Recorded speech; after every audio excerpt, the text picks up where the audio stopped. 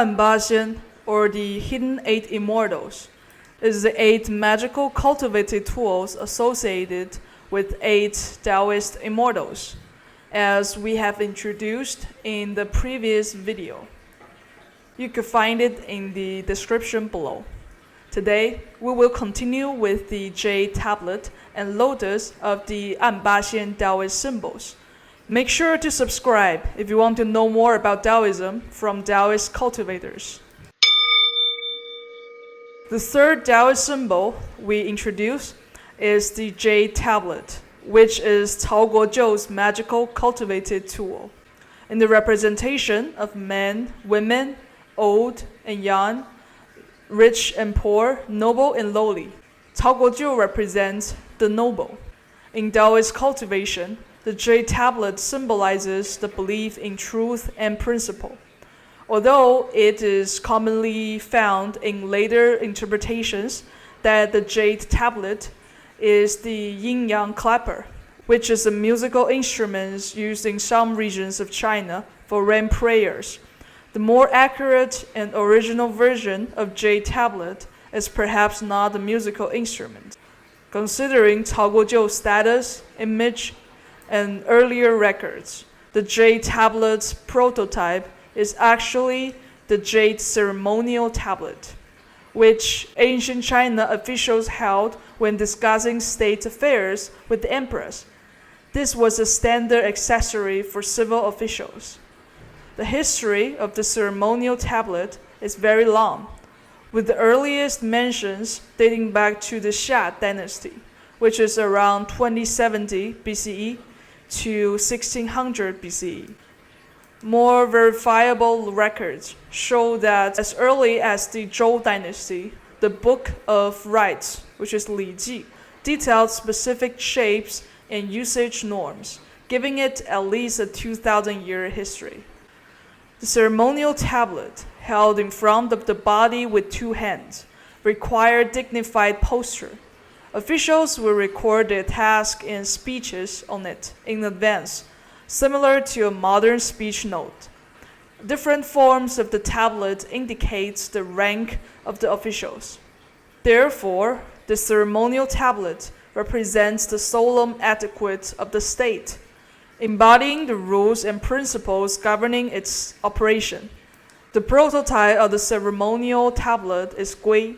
The emperor held the Gui, while the officials held the ceremonial tablet. In classical Chinese, words that express principles and standard is Gui Nie. Therefore, the Jade Tablet symbolizes the belief in truth and principles in Daoist cultivations. It represents laws, reason, principles, and standards. Daoism teaches the Tao produces 1, 1 produces 2, 2 produces 3, and 3 produces all things else. All things are born from the original point, which is the principle, the One. When it comes to Cao Guojiu, one of the 8 immortals in Chinese folklore and Daoism, he was said to be the grandson of Cao Bing and the brother of Empress Cao, wife of the Emperor Renzong of the Song dynasty. Hence, he was closely related to the royalty. His name was Yi, also known as Jingshou. He is often depicted wearing an official's hat and red robe, holding a jade ceremonial tablet. According to the comprehensive mirror of the immortals, which is Shen Xian Tong Jian, Cao Guojiu was naturally kind-hearted and indifferent to wealth and status, deeply loving the Daoist way of purity and emptiness. He had a younger brother who was arrogant and unruly, eventually breaking the law.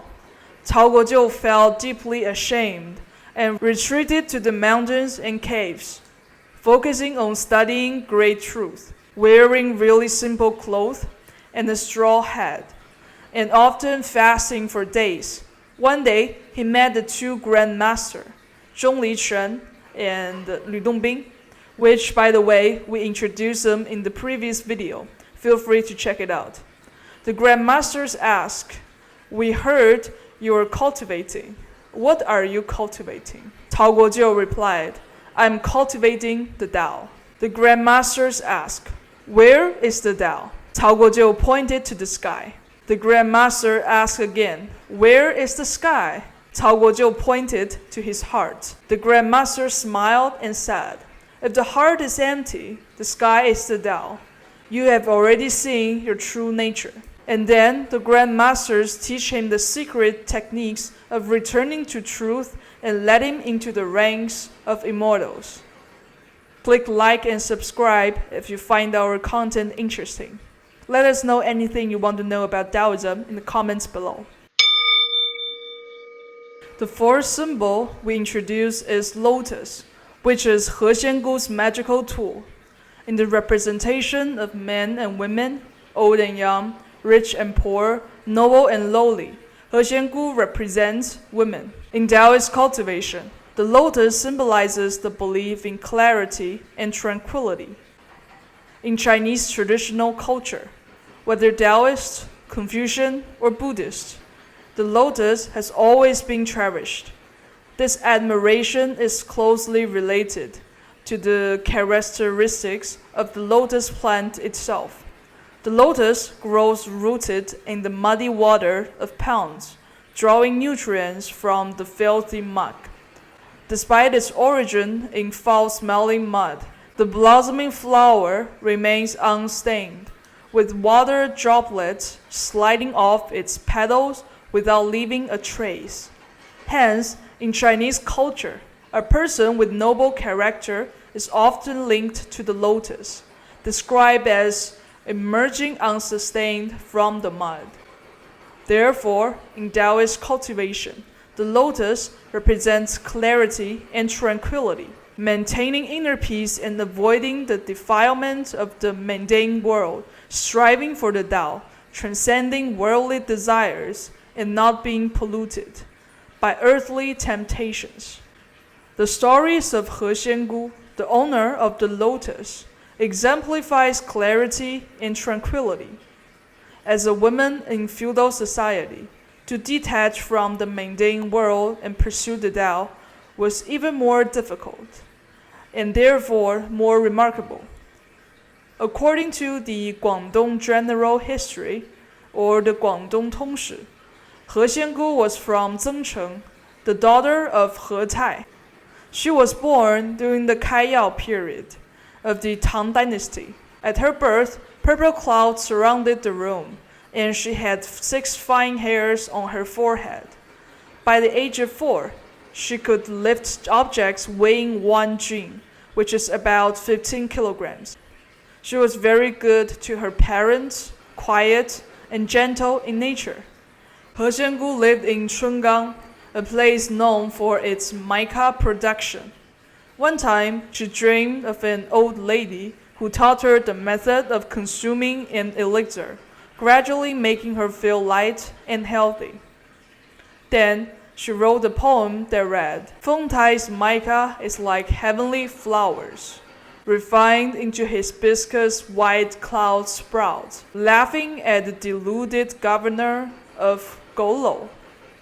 Where else can one seek elixir clouds? Indeed, a phoenix later visited her home, prompting her to rename herself Feng Taiyun. One day, facing north towards Luofu Mountain, He Xiangu said, I want to visit Luofu Mountain.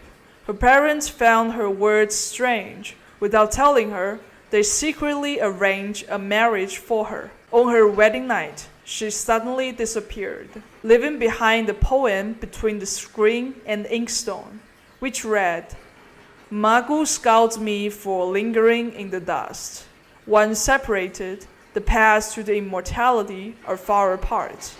I will go to Changzhou to play under the bright moon, riding a yellow crane, listening to the celestial flute.